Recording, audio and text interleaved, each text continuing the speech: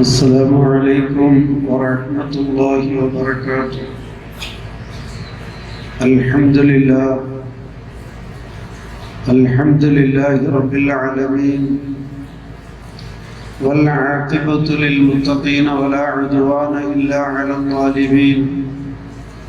أشهد أن لا إله إلا الله وحده لا شريك له، وأشهد أن محمدًا عبده ورسوله أرسله بالهدى ودين الحق ليظهره على الدين كله ولو كره المشركون. اللهم صل وبارك على محمد وعلى آل محمد كما صليت وباركت على إبراهيم وعلى آل إبراهيم إنك حميد مجيد. أما بعد فإن أصدق الحديث كتاب الله، وخير سنن محمد صلى الله عليه وسلم، وشر الأمور محدثاتها وكل بدعة ضلالة. اتقوا الله عباد الله. يا أيها الذين آمنوا اتقوا الله وقولوا قولا سديدا يصلح لكم أعمالكم ويغفر لكم ذنوبكم، ومن يطع الله ورسوله فقد فاز فوزا عظيما. أعوذ بالله من الشيطان الرجيم. بسم الله الرحمن الرحيم. وسارعوا إلى مغفرة من ربكم وجنة عرضها السماوات والأرض أعدت للمتقين. സ്നേഹാദരണീയരായ സത്യവിശ്വാസികളെ, സഹോദരീ സഹോദരന്മാരെ, റഹ്മാനായ റബ്ബിൻ്റെ വിധിവിലക്കുകൾ കഴിവിൻ്റെ പരമാവധി സൂക്ഷ്മതയോടെ പാലിക്കണേ എന്ന് എന്നോടും നിങ്ങളോടും ഈ സായം സന്ധ്യയിൽ വസിയത്ത് ചെയ്യുകയാണ്. അള്ളാഹു കൽപ്പിച്ചത് പ്രവർത്തിച്ചും അവൻ വിരോധിച്ചതിൽ നിന്ന് പൂർണ്ണമായി വിട്ടുനിന്നുകൊണ്ടും മുത്തഖീങ്ങളായി ജീവിച്ചു മരിക്കാൻ അള്ളാഹു നമുക്ക് തൗഫീഖ് ചെയ്യുമാറാവട്ടെ. പുണ്യങ്ങളുടെ വിളവെടുപ്പ് കാലമായ പരിശുദ്ധമായ റമദാൻ അതിവേഗം നമ്മളിൽ നിന്ന് നീങ്ങിക്കൊണ്ടിരിക്കുകയാണ്. കർമ്മങ്ങൾ പ്രവർത്തിക്കുന്നവരുടെ വിശ്വാസവും അവരുടെ നിഷ്കളങ്കതയും പരിഗണിച്ചുകൊണ്ട് സാധാരണ സമയത്തേക്കാൾ മെച്ചപ്പെട്ട പ്രതിഫലങ്ങളാണ് അള്ളാഹു വാഗ്ദത്തം ചെയ്തിരിക്കുന്നത്. ഒരു നന്മയ്ക്ക് സാധാരണ 10 പ്രതിഫലമാണെങ്കിൽ റമദാനിൽ അത് 70 വരെയും 700 വരെയും വർദ്ധിപ്പിക്കാറുണ്ട്. 2 കാര്യങ്ങളാണ് പ്രധാനമായും റസൂലുള്ളാഹി സ്വല്ലല്ലാഹു അലൈഹി വസല്ലമ പറഞ്ഞത്. ഈമാൻ വഹ്തിസാബ്, നല്ല വിശ്വാസവും വേണം, പ്രതിഫലം ആഗ്രഹിക്കുകയും വേണം. കുറെ കർമ്മങ്ങൾ ചെയ്തു എന്നതുകൊണ്ട് പരലോകത്ത് രക്ഷപ്പെട്ടുകൊള്ളണമെന്നില്ല. നരകത്തിൽ പോകുന്ന എല്ലാ മനുഷ്യരും കർമ്മങ്ങളൊന്നും പ്രവർത്തിക്കാത്തവരല്ല, ധാരാളം കർമ്മങ്ങൾ പ്രവർത്തിക്കുന്നവരാണ്. കർമ്മങ്ങൾ പ്രവർത്തിക്കുമ്പോൾ അത് അല്ലാഹുവും റസൂലും പറഞ്ഞതുപോലെ തന്നെയാവണം. എങ്കിൽ മാത്രമേ വിചാരണയുടെ നാളിൽ അത് പരിശോധിക്കുകയും അതിന് അളന്നു നോക്കുകയും തൂക്കത്തിനനുസരിച്ച് നന്മ ലഭിക്കുകയും ഒക്കെ ചെയ്യുകയുള്ളൂ. ഒരു വിശ്വാസി എല്ലായ്പ്പോഴും അവൻ ശ്രദ്ധിക്കേണ്ടത് നന്മയിലേക്ക് സ്പീഡിൽ മുമ്പോട്ട് പോകുക. വിശുദ്ധ ഖുർആനിൽ അല്ലാഹു പറഞ്ഞത് വസാരിഉ ഇലാ മഗ്ഫിറത്തിൻ മിർ റബ്ബിക്കും വജന്ന, നിങ്ങളുടെ രക്ഷിതാവിൽ നിന്നുള്ള പാപമോചനം നേടിയെടുക്കാൻ നിങ്ങൾ ധൃതിയിൽ മുമ്പോട്ട് വരിക എന്നാണ്. ഏതൊരു മനുഷ്യനെ സംബന്ധിച്ചും അവന്റെ ആത്യന്തികമായ ലക്ഷ്യം അള്ളാഹുവിന്റെ പാപമോചനമാണ്. ഏതെങ്കിലും ഘട്ടത്തിൽ നമ്മുടെ മനസ്സിൽ ഒരു നേരിയ തോന്നലെങ്കിലും കടന്നു വരികയാണ്, ഞാൻ എന്ത് പാപമാണ് പ്രവർത്തിക്കുന്നത്. ഓർമ്മ വെച്ച കാലം മുതൽ കൃത്യമായി നിസ്കരിക്കുന്നു, എല്ലാ റമദാനിലും നോമ്പനുഷ്ഠിക്കുന്നു, പുറമേ സുന്നത്തായ നോമ്പും നിസ്കാരവും നിർവഹിക്കുന്നു, കഴിയുന്നത് പോലെ സമ്പത്തിൽ നിന്ന് അള്ളാഹുവിന്റെ മാർഗത്തിൽ ചിലവഴിക്കുന്നു, ആരുമായും സംഘടനത്തിനും പ്രശ്നങ്ങൾക്കും ഒന്നും പോകുന്നില്ല, ഉള്ളത് കൊണ്ട് ഒതുങ്ങിക്കൂടി കഴിയുകയാണ്, പിന്നെ ഞാൻ എന്ത് പാപമാണ് പ്രവർത്തിക്കുന്നത്.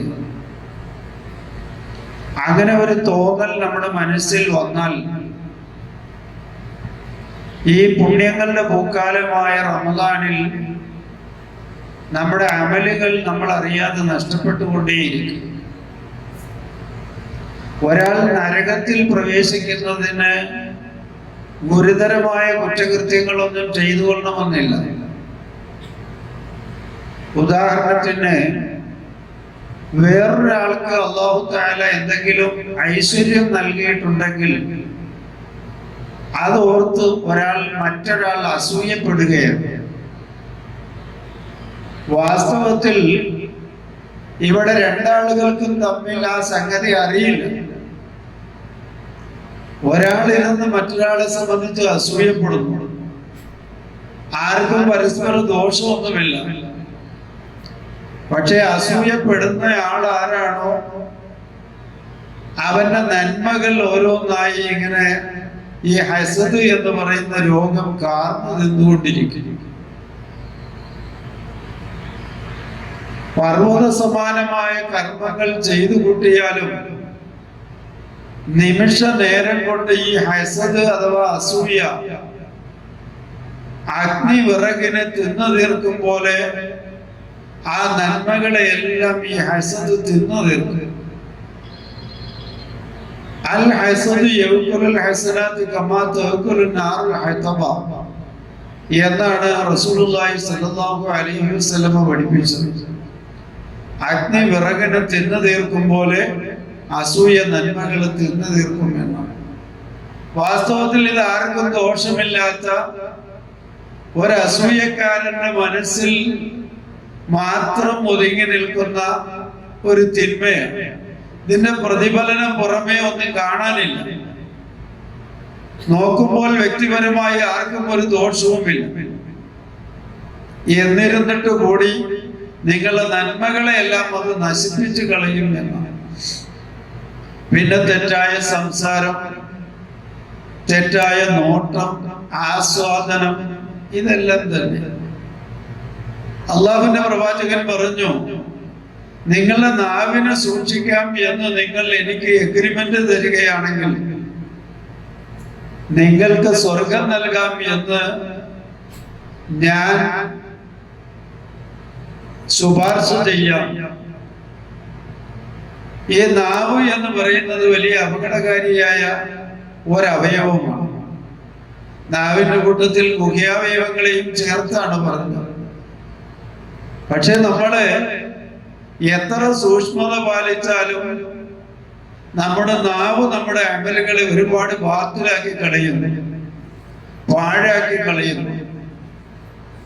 ചുരുക്കത്തിൽ നമ്മൾ അറിയാതെ നമ്മുടെ ഒരുപാട് നന്മകൾ ഇങ്ങനെ ചോർന്നു പോയിക്കൊണ്ടേയിരിക്കുകയാണ്. നമ്മൾ വലിയ പ്രതീക്ഷയോടുകൂടി ആയിരിക്കും നാളെ അള്ളാഹുവിന്റെ മുമ്പിൽ സന്നിഹിതരാകുന്നത്. എനിക്ക് അത്യാവശ്യം തൗഹീദൊക്കെ മനസ്സിലായി, നേരിയ ഒരു ശിർക്ക് പോലും ചെയ്യാതെ തൗഹീദിന്റെ വക്താവായി ഞാൻ ജീവിച്ചു. അങ്ങനെ ഏകദേശം എന്റെ ധാരണയിൽ ഞാനെല്ലാം ക്ലിയർ ആയിട്ടാണ് നിൽക്കുന്നത്. പ്രിയമുള്ള സഹോദരങ്ങളെ, പുനഃപരിശോധന വിധേയമാകേണ്ട ഒരു മേഖലയാണ് നമ്മുടെ കർമാനുഷ്ഠാനം എന്ന് പറയുന്നത്. നമ്മൾ വലിയ പ്രതീക്ഷയോടുകൂടിയായിരിക്കും. കാരണം നോമ്പ് നോറ്റവന് വലിയ വാഗ്ദാനമാണ് അള്ളാഹു നൽകുന്നത്. അവന് സ്വർഗത്തിൽ പ്രത്യേകമായ ഒരു കവാടമുണ്ട്. 8 കവാടങ്ങളാണ് സ്വർഗത്തിനുള്ളത്. അതിൽ ഒന്ന് റയ്യാൻ എന്നാണ്. റയ്യാൻ പറഞ്ഞാൽ ദാഹശമനി എന്നാണ്. അവൻ ദാഹം പിടിച്ചു നിർത്തിയത് അള്ളാഹുവിന് വേണ്ടിയാണ്, ഉറക്കുളച്ചത് അള്ളാഹുവിന് വേണ്ടിയാണ്, ധനം ചെലവഴിച്ചത് അള്ളാഹുവിന് വേണ്ടിയാണ്.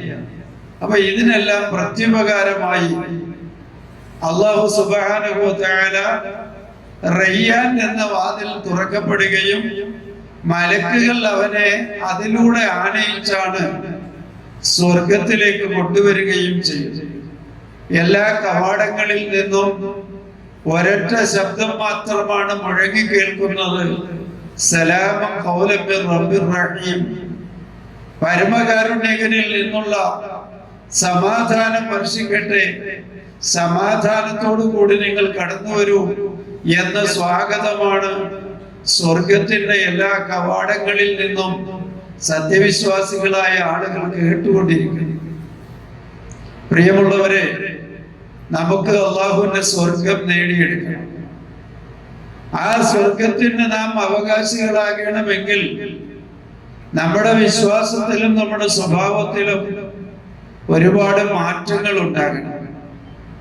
ആദർശവും വിശ്വാസവും ശരിയായി എന്നതുകൊണ്ട് മാത്രം നമ്മുടെ കർമ്മങ്ങളെല്ലാം അതിന്റെ പൂർണ്ണമായ നിലയിൽ പരിഗണിക്കപ്പെട്ടുകൊള്ളണമെന്നില്ല. പരിഗണിക്കപ്പെടണമെങ്കിൽ ഈമാൻ വഇഹ്തിസാബ്, പ്രതിഫലം ആഗ്രഹിക്കണം, നല്ല വിശ്വാസം ഉണ്ടാകണം. അപ്പൊ പാപമോചനം എന്നത് മനുഷ്യൻ ആഗ്രഹിക്കും. റസൂലുള്ളാഹി സ്വല്ലല്ലാഹു അലൈഹി വസല്ലമ നബുവത്ത് ലഭിക്കുന്നതിന് മുമ്പോ ശേഷമോ അദ്ദേഹത്തിൽ നിന്ന് ഗുരുതരമായ എന്തെങ്കിലും ഒരു വീഴ്ചയുണ്ടായതായി ചരിത്രത്തിൽ എവിടെയും സൂചിപ്പിക്കപ്പെട്ടിട്ടില്ല. പക്ഷേ ആ പ്രവാചകൻ ഒരു ദിവസം 100 പ്രാവശ്യം അള്ളാഹുവിനോട് പാപമോചനം തേടുമായിരുന്നു. ഇന്നി അസ്തഗ്ഫിറുല്ലാഹ ഫിൽ യൗമി 100 മർറ. ഞാൻ ദിനേന എന്നോണം എന്റെ രക്ഷിതാവിനോട് 100 തവണ പാപമോചനം തേടുമായിരുന്നു. അപ്പൊ നമുക്കും ഒരു നല്ല അവസരമാണ്. ഏതെങ്കിലും ഒരു സ്ഥലത്തിരുന്നു കൊണ്ട് ഒറ്റത്തവണയായി 100 പ്രാവശ്യം നമുക്ക് ഇസ്തിഗ്ഫാർ ചെയ്യാൻ സാധിച്ചില്ലെങ്കിലും 24 മണിക്കൂറിനുള്ളിൽ രാവും പകലുമായി എപ്പോഴെങ്കിലും ഒക്കെ നാം ഈ 100 തികയ്ക്കണം. നമസ്കാരത്തിന് ശേഷം 3 പ്രാവശ്യം അസ്തഗ്ഫിറുല്ലാഹ് എന്ന് പറയുന്നുണ്ട്. നമസ്കാരത്തിന്റെ പ്രാർത്ഥനകളിൽ പല സ്ഥലത്തും ഇസ്തിഗ്ഫാറിന്റെ വചനങ്ങൾ നാം ഉരുവിടുന്നുണ്ട്. അതെല്ലാം ഒഴിവാക്കിയാൽ ബാക്കിയുള്ളത് കൂടി ചെയ്തുകൊണ്ട് പാപമോചനം തേടും.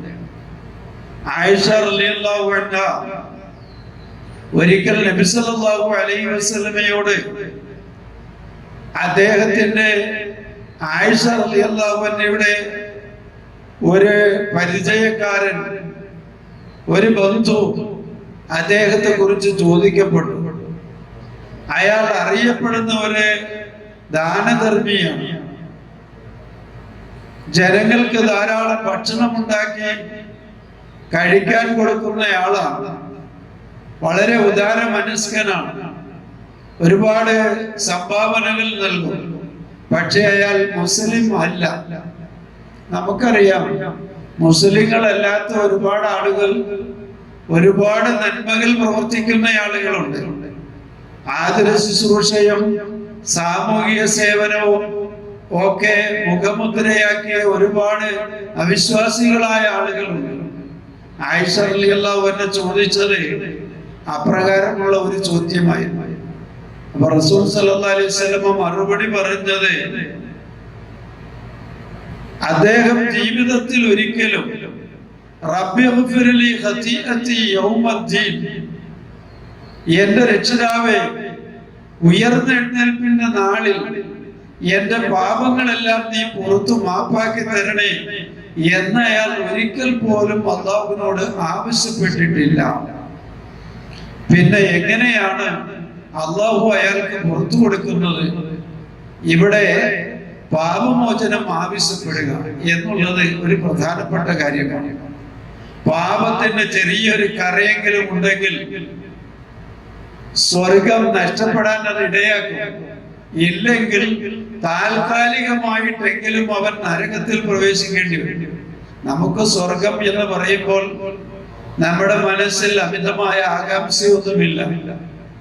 നരകം എന്ന് കേൾക്കുമ്പോൾ അതിഭയാനകമായ ഒരു ഭീതിയും നമ്മുടെ മനസ്സിലില്ല. എന്തുകൊണ്ട്? നമ്മൾ അതിനെ സംബന്ധിച്ച് വളരെ കുറച്ചേ പഠിച്ചിട്ടുള്ളൂ, വളരെ കുറച്ചേ മനസ്സിലാക്കിയിട്ടുള്ളൂ. പക്ഷെ സഹാബികൾക്ക് നരകം ഭയമായിരുന്നു, സഹാബികൾക്ക് സ്വർഗം ആവേശമായിരുന്നു. എന്തുകൊണ്ട്? അവരുടെ അൽ-അമീനായ പ്രവാചകൻ, നമ്മുടെ അൽ-അമീനായ പ്രവാചകൻ, സത്യം മാത്രം പറഞ്ഞിട്ടുള്ള പ്രവാചകൻ, അദ്ദേഹത്തെ അള്ളാഹു രാപ്രയാണം ചെയ്യിപ്പിച്ചു. ഇസ്രാ മെഹറാജ് എന്നത് ഇസ്ലാമിക ചരിത്രത്തിലെ പ്രസിദ്ധമായ സംഭവം. ജിബ്രീൽ അലൈഹിസ്സലാം എന്ന മലക്ക് മക്കയിലെ ആയിഷ റളിയല്ലാഹു അൻഹയുടെ ഭവനത്തിൽ നിന്ന് അദ്ദേഹത്തെ കൂട്ടി മക്ക ഹറമിൽ വരികയും അവിടെ നിന്ന് ബൈത്തുൽ മുഖദ്ദസിലേക്ക് പോവുകയും അവിടെ നിന്ന് പിന്നീട് 7 ആകാശങ്ങളിലേക്ക് കയറി പോവുകയും ചെയ്തു. ജിബ്രീലും ഒന്നിച്ചുള്ള ആ യാത്രയിൽ പ്രവാചക തിരുമേനി സല്ലല്ലാഹു അലൈഹി വസല്ലം സ്വർഗം കണ്ടു, സ്വർഗത്തിന്റെ എല്ലാ അനുഭൂതികളും കണ്ടു.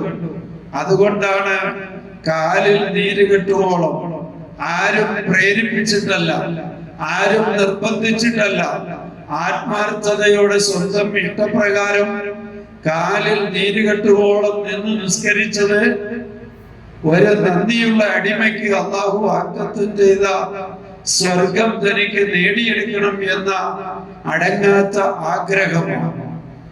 അതേപോലെ തന്നെ നരകത്തിന്റെ എല്ലാ ശിക്ഷകളും കണ്ടു. ഓരോന്നായി സഹാബത്തിന് വിവരിച്ചു കൊടുത്തു. പലിശ വാങ്ങുന്നത് ഇന്ന് ഒരു സർവ്വസാധാരണമായ ഒരു ഏർപ്പാടായി മാറിയിരിക്കുന്നു.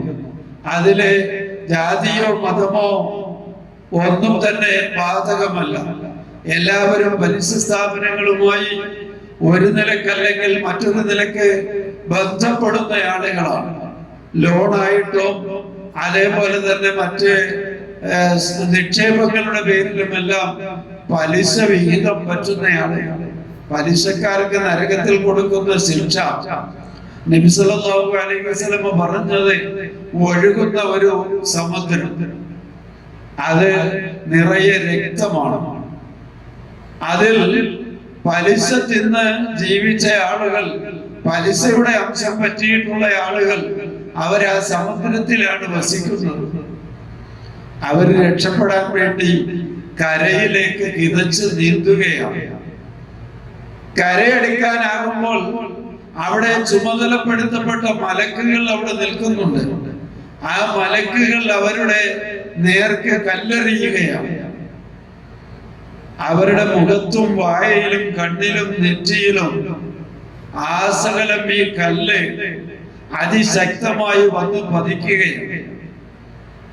നമ്മുടെ ഭൗതിക ജീവിതത്തിന്റെ സ്വഭാവം അനുസരിച്ച് ഒരു കല്ല് ആഞ്ഞു വന്ന് നമ്മളുടെ തലയിൽ അടിച്ചാൽ അതോടുകൂടി നമ്മുടെ ബോധം നഷ്ടപ്പെടുകയും അങ്ങനെ നമ്മുടെ ജീവൻ ഇല്ലാതാകുകയും ചെയ്യും. എന്നാൽ നരകത്തിന്റെ സ്ഥിതി മറിച്ചാണ്. എത്ര ഭയാനകമായ ശിക്ഷ അവന് നൽകിയാലും മരണം എന്ന് പറയുന്നത് സംഭവിക്കുകയില്ല. മരണം ഈ ദുനിയാവിൽ വെച്ച് നമ്മൾ മരിക്കുന്ന ഒരു മരണം മാത്രമേ ഉള്ളൂ. ജീവിതത്തിന് പല ഘട്ടങ്ങളുണ്ട്. മാതാവിന്റെ ഗർഭാശയത്തിൽ വെച്ച് നമ്മൾ ജന്മം കൊണ്ടു, പിന്നീട് ഭൂമിയിലേക്ക് ജനിച്ചു വീണു, പിന്നെ മരിച്ചു, പിന്നെ ഖബറിൽ പോയാൽ അവിടെ നിന്ന് നമുക്ക് വീണ്ടും ഒരു പുനർജന്മം. മിൻഹാ ഖലഖനാകും വഫീഹാ നുഈദുകും വമിൻഹാ നുഖ്രിജുകും താറത്തൻ ഉഖ്റ. ഒരു നാൾ ഈ മണ്ണിൽ നിന്ന് നീ ഉദയം ചെയ്തു, ഈ മണ്ണിലേക്ക് തന്നെ നിന്നെ മടക്കി, ആ മണ്ണിൽ നിന്ന് തന്നെ വീണ്ടും നീ ജന്മം കൊള്ളുന്നു, യാതൊരു വ്യത്യാസവുമില്ലാതെ. പക്ഷേ നരകത്തിൽ വെച്ച് സ്വർഗത്തിൽ വെച്ച് ഒരാളും മരിക്കുന്നില്ല, ജീവിക്കുന്നില്ല. എല്ലാവർക്കും ഇവിടെ ഉണ്ടായ ജീവിതം മാത്രമേ ഉള്ളൂ. ഇനി മരണം എന്ന് പറയുന്ന സംഭവം ഇല്ല. അങ്ങനെ ഈ കല്ലേറ് ഏറ്റുവാങ്ങിയ ആളുകൾ അസഹനീയമാമിതം ഏറെ തങ്ങളുടെ നേർക്ക് വന്നപ്പോൾ അവർ മറുകരയിലേക്ക് തിരിച്ചു നീന്തുകയാണ്. അവർ മുങ്ങുമ്പോഴും താഴുമ്പോഴും എല്ലാം കുടിക്കുന്നത് ഈ രക്തമാണ്. രക്തത്തിന്റെ ഗന്ധത്തിലാണ് അവർ ജീവിക്കുന്നത്. അവർക്ക് അതിൽ നിന്ന് മോചനമില്ല. അതിലായിട്ട് ഇങ്ങനെ അവർ തുടർന്നുകൊണ്ടേയിരിക്കും. അല്ലാഹുവിന്റെ പ്രവാചകൻ സല്ലല്ലാഹു അലൈഹി വസല്ലം പറഞ്ഞത്, നരകത്തിൽ ഏതൊരു ശിക്ഷയാണോ ഒരു മനുഷ്യന് നൽകിയത്, അതേ ശിക്ഷ ഇങ്ങനെ ആവർത്തിച്ചു കൊണ്ടേയിരിക്കും. നിസ്സാര കാര്യങ്ങൾക്ക് പോലും ആത്മഹത്യ ചെയ്യുന്ന കാലഘട്ടമാണല്ലോ ഇപ്പോൾ.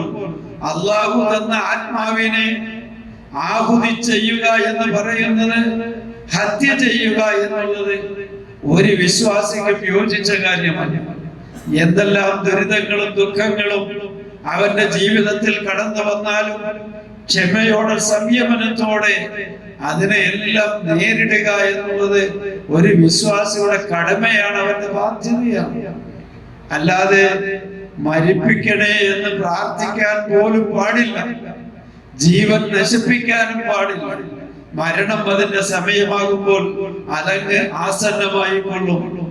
ആത്മഹത്യ ചെയ്യുന്നയാൾ ഏത് രൂപത്തിലാണോ അവന്റെ ജീവൻ നശിപ്പിച്ചത്, അതേ രൂപത്തിൽ അവനെ പരലോകത്ത് നരകത്തിൽ ശിക്ഷിച്ചു കൊണ്ടേയിരിക്കും എന്ന് റസൂലുള്ളാഹി സ്വല്ലല്ലാഹു അലൈഹി വസല്ലം പറയുന്നു. പ്രിയമുള്ള സഹോദരങ്ങളെ, നമുക്ക് പാപമോചനം എന്ന് പറയുന്നത് അത്യന്താപേക്ഷിതമാണ്. അല്ലാഹു സുബ്ഹാനഹു വ തആല വിശുദ്ധ ഖുർആനിലൂടെ നമ്മളോട് ആവശ്യപ്പെടുന്നത്, ഇനി നിങ്ങൾ ഒട്ടും താമസിക്കരുത്, ഒട്ടും തന്നെ കാത്തു നിൽക്കരുത്. സാരിഉ സുറഅ, നിങ്ങൾ ധൃതിയിൽ പോകുക അല്ലാഹുവിന്റെ പാപമോചനത്തിലേക്ക്. അല്ലാഹുവിനോട് നമ്മൾ പാപമോചനം തേടിക്കൊണ്ടേയിരിക്കണം.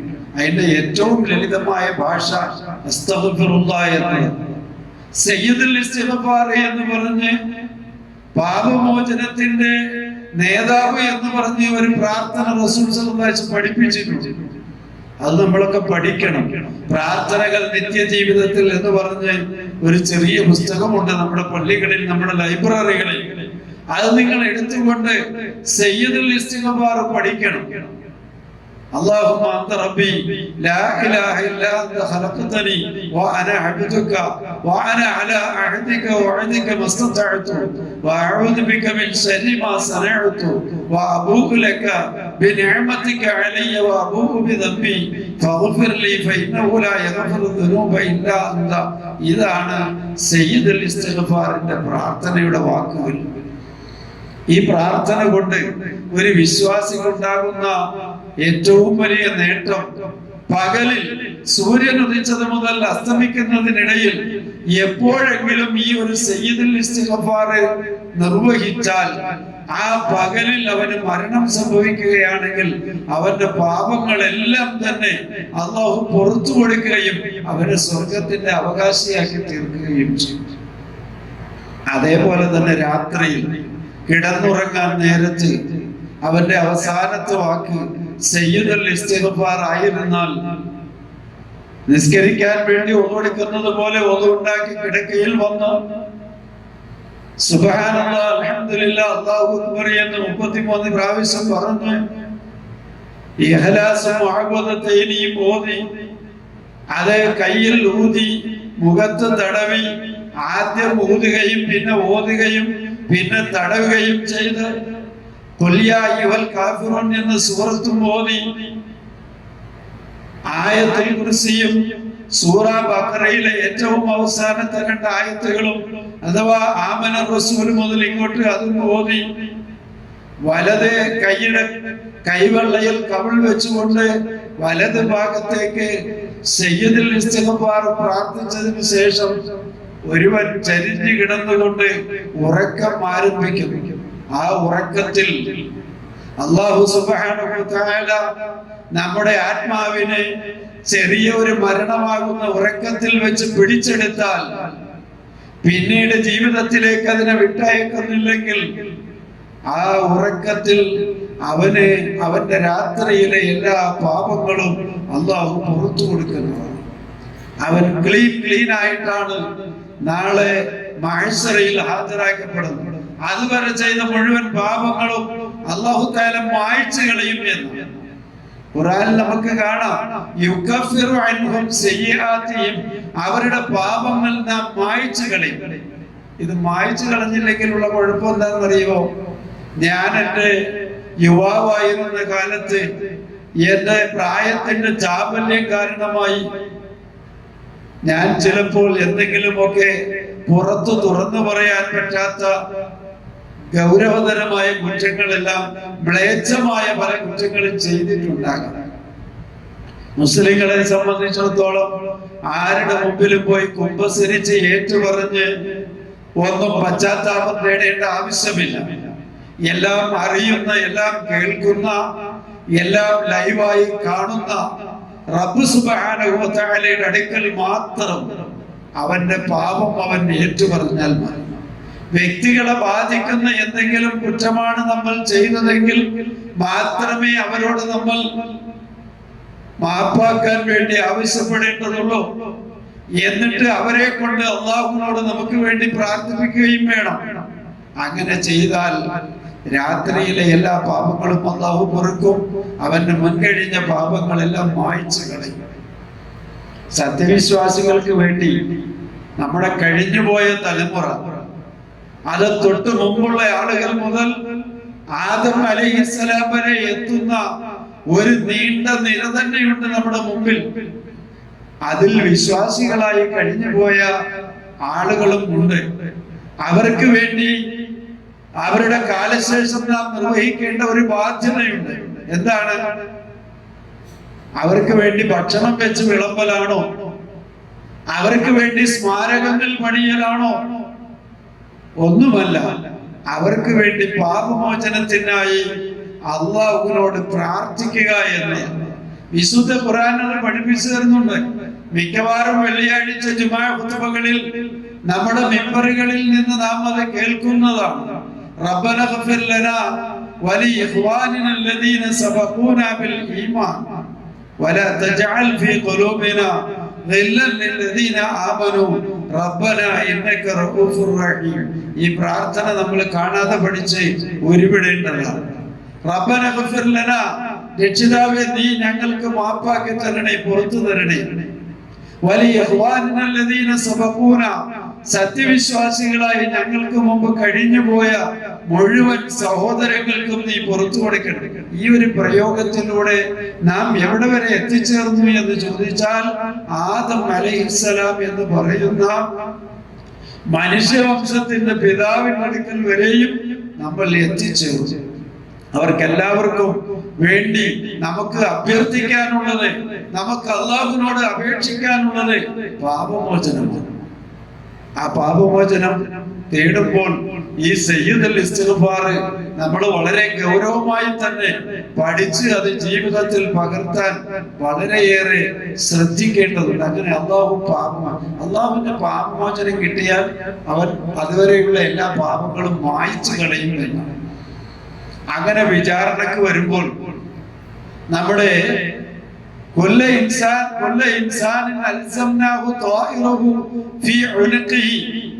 സർക്കാർ ഉദ്യോഗസ്ഥന്മാർ, കമ്പനി ജീവനക്കാർ അവരുടെ ബാഡ്ജ് കഴുത്തിൽ ധരിക്കുന്നത് പോലെ മഹ്ശറയിൽ വരുന്ന ഓരോ ആളുകളും, ഉമ്മ പ്രസവിച്ച് മരിച്ചുപോയ സകല മനുഷ്യരും, ഉമ്മ പ്രസവിക്കാതെ ജനിച്ച ആദം അലൈഹിസ്സലാമും പിതാവിന്റെ സാന്നിധ്യമില്ലാതെ ജനിച്ച ഈസാ അലൈഹിസ്സലാമും എല്ലാം നാളെ പരലോകത്തിൽ വരും. ജനിച്ചിട്ടുണ്ടോ?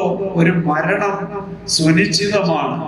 മരിച്ചു കഴിഞ്ഞ് എല്ലാവരും അല്ലാഹ് പറയുകയാണ്, അല്ലാഹുവിന്റെ ധൃതിയില്ല, ഒരാളും എവിടെയും പോയി രക്ഷപ്പെടാൻ പോകുന്നില്ല. യൗമ നഹ്ശുറുഹും ജമീഅ, എല്ലാവരും എണ്ണടിക്കൽ ഹാജരാക്കപ്പെടും, സന്നിഹിതരാക്കപ്പെടും. അവിടെ വരുമ്പോൾ നമ്മൾ ഒരു ബാഡ്ജ് ധരിച്ചിട്ടാണ് വരുന്നത്. എന്താണ്?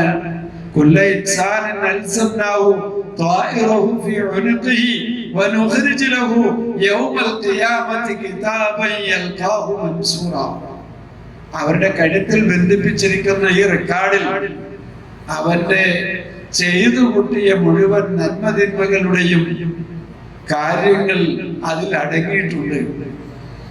അത് ഒരു ചെറിയ ഒരു മൊബൈൽ സിമ്മ് പോലത്തെ ഒരു നാനോ സിമ്മ് പോലെ ഒക്കെ ഇന്ന് നമ്മൾ മൊബൈലിലേക്ക് ഇട്ട് കഴിഞ്ഞാൽ എത്രയോ കാലഘട്ടങ്ങളിലുള്ള അല്ലെങ്കിൽ ലോകത്ത് എല്ലായിടത്തും നടക്കുന്ന എല്ലാ സംഭവങ്ങളും നമുക്ക് കാണാൻ കഴിയുന്നത് പോലെ, കേൾക്കാൻ കഴിയുന്നത് പോലെ 60ഓ 65ഓ 70ഓ 75ഓ വർഷക്കാലം ഞാനും നിങ്ങളും ഈ ഭൂമിയിൽ തിമർത്താടി ജീവിച്ചതിന്റെ രഹസ്യങ്ങളും പരസ്യങ്ങളും കർമ്മങ്ങളും സൽക്കർമ്മങ്ങളും ദുഷ്കർമ്മങ്ങളും എല്ലാം അത് പ്രത്യക്ഷപ്പെട്ടു കാണിച്ചു തരും. മനുഷ്യൻ കൈകടിച്ചുകൂടെയും രക്ഷിതാവേ, ഞാൻ ചെയ്തു പോയ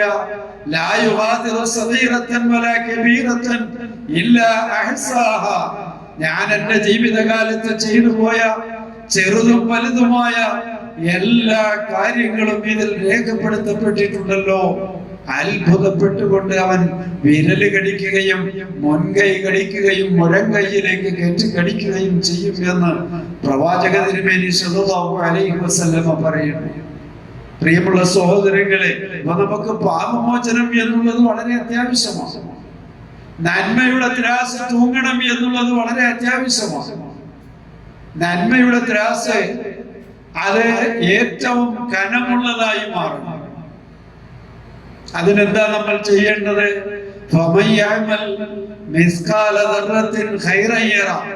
ഒരണുത്തൂക്കം നന്മ വർദ്ധിച്ചതായി നിങ്ങളുടെ രേഖയിൽ കണ്ടാൽ അതിന്റെ എല്ലാ ഫലങ്ങളും നിങ്ങൾക്ക് അല്ലാഹു സുബ്ഹാനഹു വ തആല നൽകുന്നതാണ്.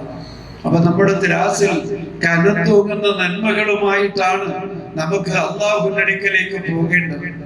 ഈ റമദാൻ കാലം എന്ന് പറഞ്ഞാൽ അതിന് വലിയൊരു സുവർണാവസരമായിട്ടാണ് അല്ലാഹു സുബ്ഹാനഹു വ തആല തന്നിട്ടുള്ളത്.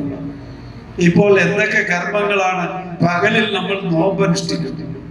ഏതെങ്കിലും ഒരു ഗവൺമെന്റ് ഇവിടെ ഒരു ഭക്ഷ്യക്ഷാമം നേരിട്ടത് കൊണ്ട് നിങ്ങൾ ഒരു 12-13 ഇപ്പോ പകല് കൂടുതലായതുകൊണ്ട് ഒരു 13 മണിക്കൂർ സമയം നമ്മൾ നോമ്പെടുക്കുന്നുണ്ട്. ഇപ്പൊ 5:22 ഒക്കെ ഒന്മപ്രഭാതം തുടങ്ങിയാൽ സൂര്യോദയം 6:30, സൂര്യാസ്തമയം 6:36.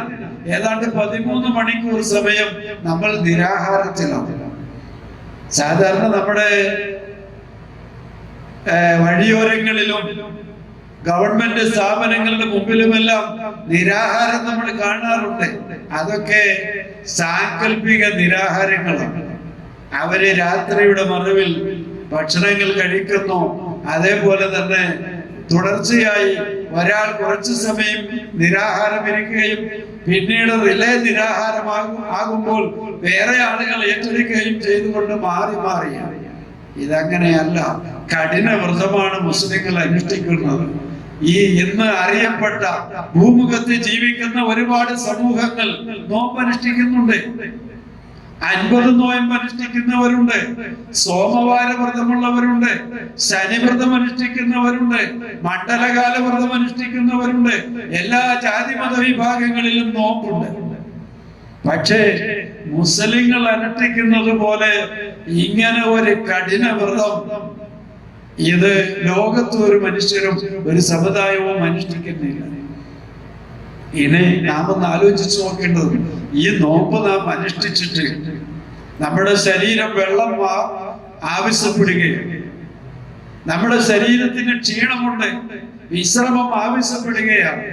ഒരു റമദാൻ അല്ലാത്ത മറ്റു സമയങ്ങളിൽ ഒന്നുമില്ലാത്ത ഒരു പ്രത്യേക പ്രാർത്ഥനയാണ് റമദാൻ കാലത്ത് പള്ളിയിൽ ജമാഅത്തായി നിർവഹിക്കുന്ന ഈ ഖിയാമുൽ ലൈൽ. അല്ലാത്ത സമയത്ത് നമുക്ക് നിസ്കരിക്കാം, ഏറിയാൽ 11 വരെ ആകാം. അത് ജമാഅത്തായിട്ടല്ല സംഘടിപ്പിക്കപ്പെടുന്നത്.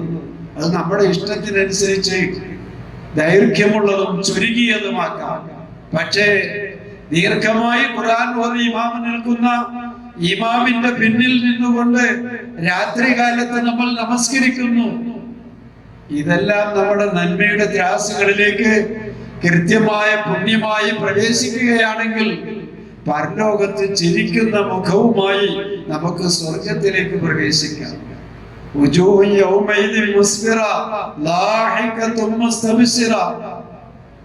ചില മുഖങ്ങൾ സന്തോഷം കൊണ്ട് തിളങ്ങുന്ന മുഖങ്ങൾ, അവർ ചിരിക്കുകയാണ്.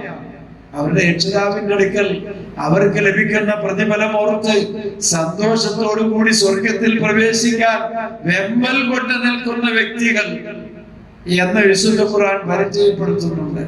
ആ കൂട്ടത്തിൽ അല്ലാഹു സുബ്ഹാനഹു വ തആല നമ്മെയും പരിഗണിക്കുമാറാവട്ടെ.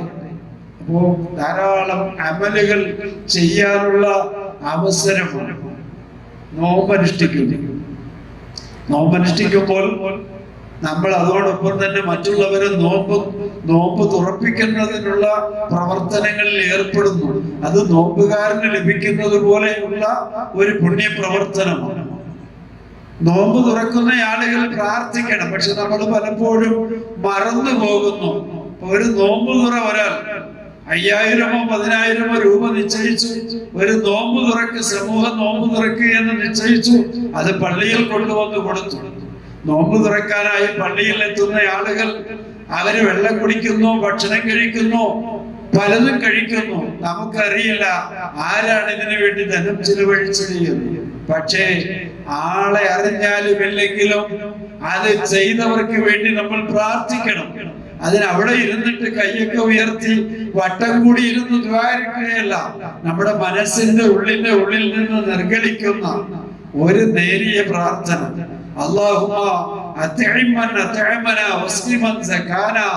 അല്ലാഹുവേ, എന്നെ കുടിപ്പിച്ചവർക്ക് നീ കുടിപ്പിക്കണമേ, എന്നെ കഴിപ്പിച്ചവർക്ക് നീ കഴിപ്പിക്കണമേ, അവർക്ക് നീ സ്വർഗത്തിൽ മുന്തിയ വിഭവങ്ങൾ നൽകണേ, മുന്തിയ പാനീയങ്ങൾ നൽകണേ എന്നൊക്കെയാണ് അതിന്റെ അർത്ഥം.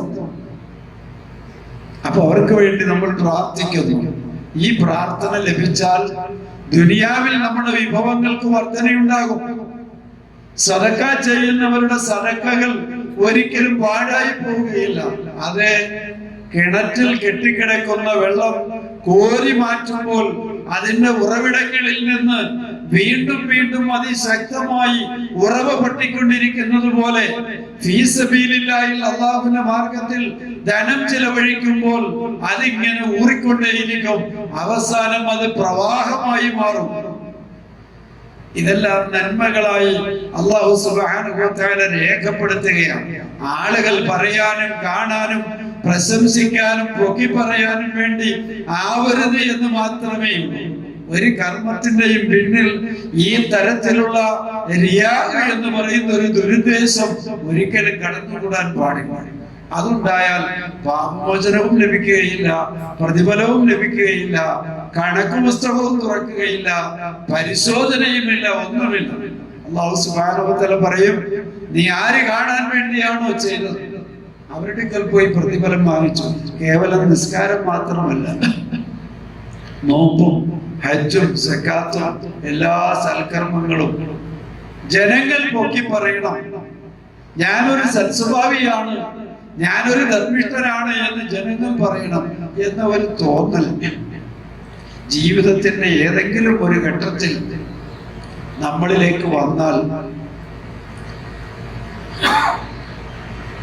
നമ്മുടെ അമലുകൾ പാഴായിപ്പോയി. അതൊരിക്കലും ഉണ്ടാകാൻ പാടില്ല.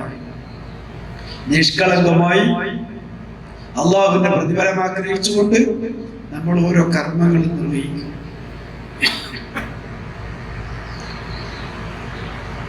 അവിടെ നമ്മൾ പറഞ്ഞത് നോമ്പ് തുറപ്പിക്കുക, അതേപോലെ രാത്രിയിൽ നിസ്കരിക്കുക.